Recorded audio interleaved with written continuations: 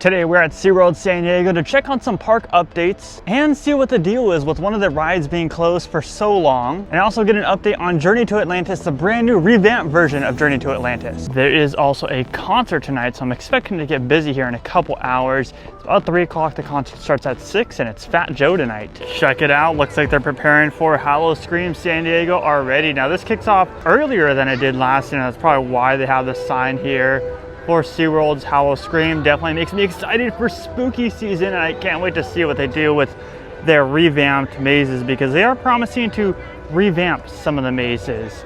So we cannot wait for Howl-O-Scream San Diego. Let's go inside and check out the updates around the park. Oh, and look, there's a big sign there. There's a big sign with Fat Joe on it. Starts at 6 p.m. today, the SeaWorld Summer Concert Series. But don't miss the fireworks, because those also start at 9:50. The park is open till 10 o'clock tonight, so pretty late hours, and you can see it's still busy, even coming in at 3 o'clock. Before we get into the updates, I'm still going to take advantage of the 70-cent beer, so we're going to go over to the little bar over here. And if you guys didn't watch the last vlog and didn't know what we're talking about, go check it out right now. You can see how you can get yourself some 70-cent boozy beverage. Last time I got the Jewels of the Sea Kolsch, but this time they had one of my favorite beers. They have the Pizza Port Swami's IPA here, so I'm really excited about that. Remember, this goes all summer long, but you can get these 70-cent pours. Very yummy indeed. This is like one of my favorite beers for sure. It's the whole Pizza Port brand, but specifically the Swami's IPA. Speaking of Jewels of the Sea, look at all these seagulls guarding the building up on the top there. Oh, look, there goes another one, and there goes another one. See you later, seagulls.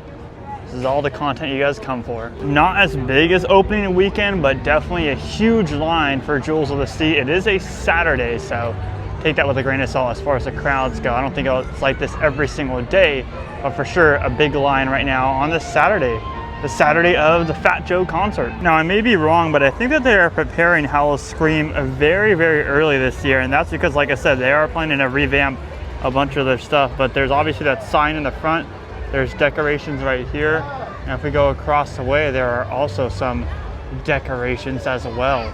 This is the first time I've seen something this big in this area of the park right over here at Ocean Explorer, so very, very excited that they're actually putting in a lot of efforts for their construction progress for Howl-O-Scream San Diego.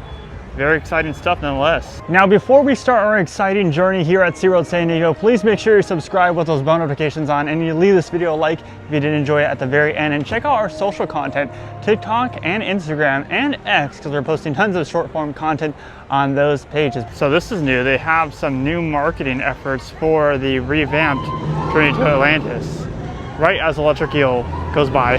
Last time that we were here, they were testing this, sending boats down, but as you can tell with the seagulls standing over there on the track right now where it usually splashes down, they're not testing it today.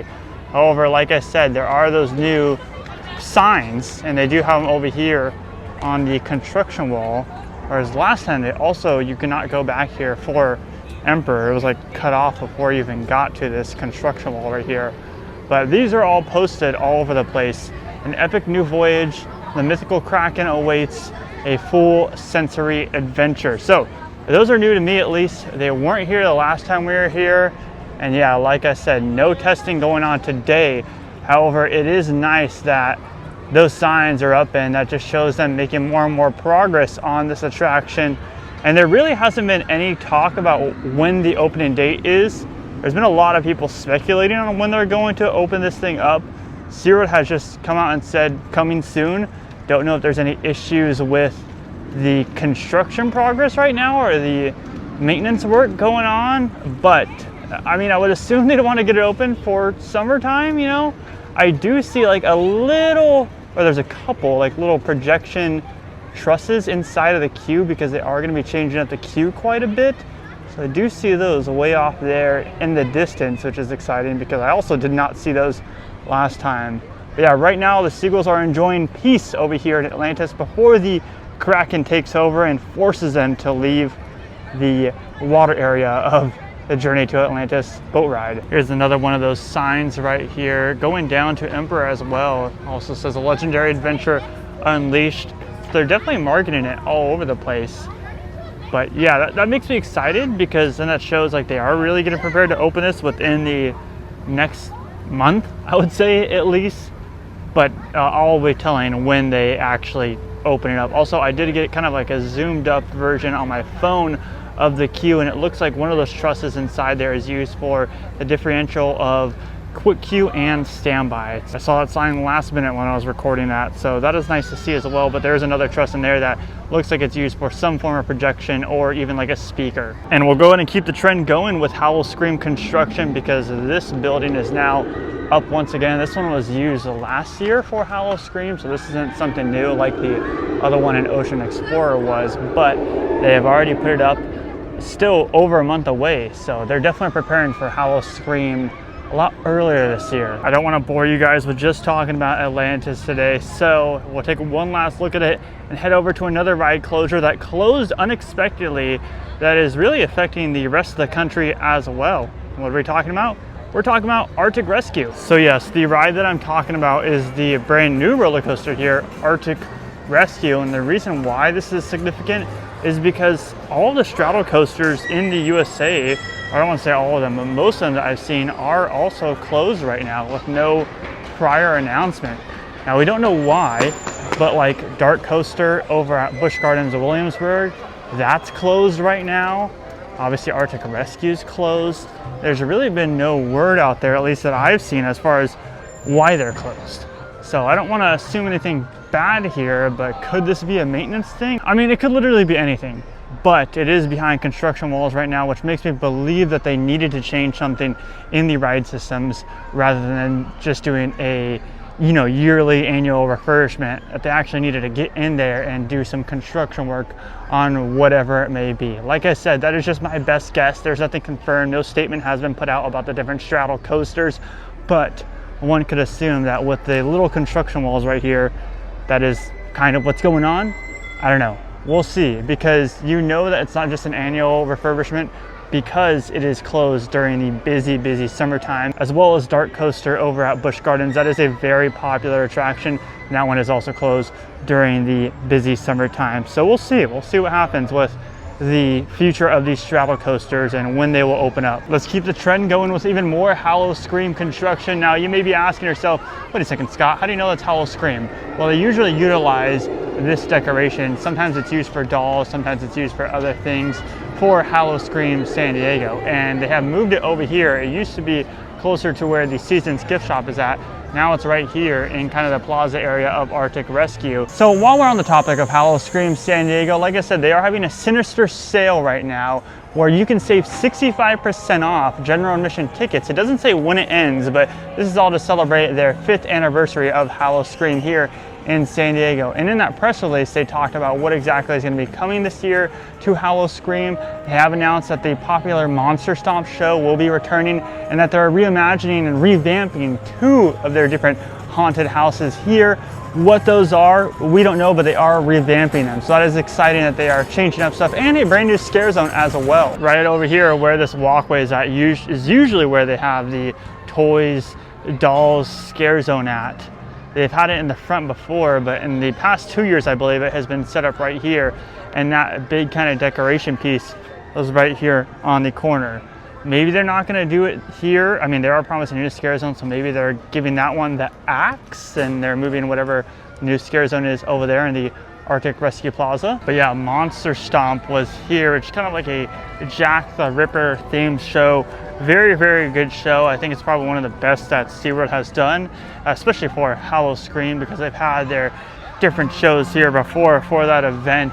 And I cannot wait for it to return to the Nautilus Amphitheater this year, because we really enjoy it. We really enjoy how they use this kind of a multi-purpose theater, and we can't wait to see it come back for this year's event. I'm walking kind of the blueprint of the event right now, because it doesn't expand throughout the whole park. It's only like kind of this half of the park. We're gonna walk back over to the Ocean Explorer area to where one of the mazes is located at, and actually kind of stays behind construction walls all year long. But I did see something interesting over there. So this is where Circus of the Damned is located every single year, and they do keep up their construction walls all year long. But one thing that I noticed that's different is you can see that the plywood is a lot taller this year, it seems like. Right there, I don't think I've ever seen the construction that tall for this haunted maze. So maybe this is one of the ones that they are kind of revamping a little bit. One would assume because of that tall plywood, and they're also redoing 2 bars. Now, not that this has anything to do with it, but I do see kind of like red linen there, which is kind of with the same circus theme.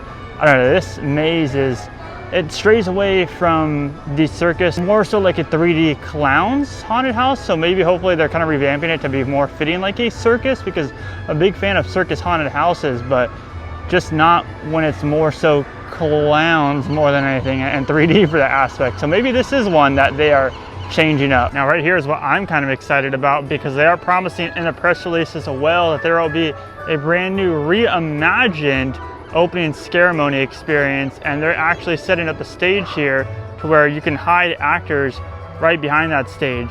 Before it was literally just one solid background. Looks like they're actually gonna be hiding actors and have more of a, you know, kind of thought out, played out opening ceremony, which is very exciting. All these changes for Howl-O-Scream San Diego this year, it's 5th year anniversary. I'm really excited for, especially since they are starting early. Obviously it kind of looks like a mess right now because it's just seagull poop, since there's no really way to cover this, but they'll definitely get it cleaned up by opening night, and this will look great.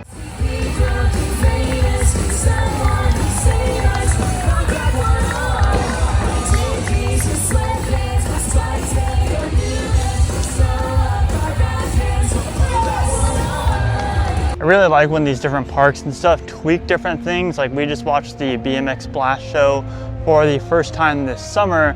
They definitely changed, like there wasn't a ton of big changes, but there were some minor changes that made all the difference for the show. So really like when, especially Seaworld, because sometimes they redo a lot of the shows here at Seaworld, so when they go and make little minor changes like that, it's very helpful, and it's noticeable, at least from someone like me who comes all the time. It is about an hour and a half till showtime for Fat Joe, and there is already a line. This is where they kind of start lining everybody up at, as far as going into the Bayside Amphitheater over here.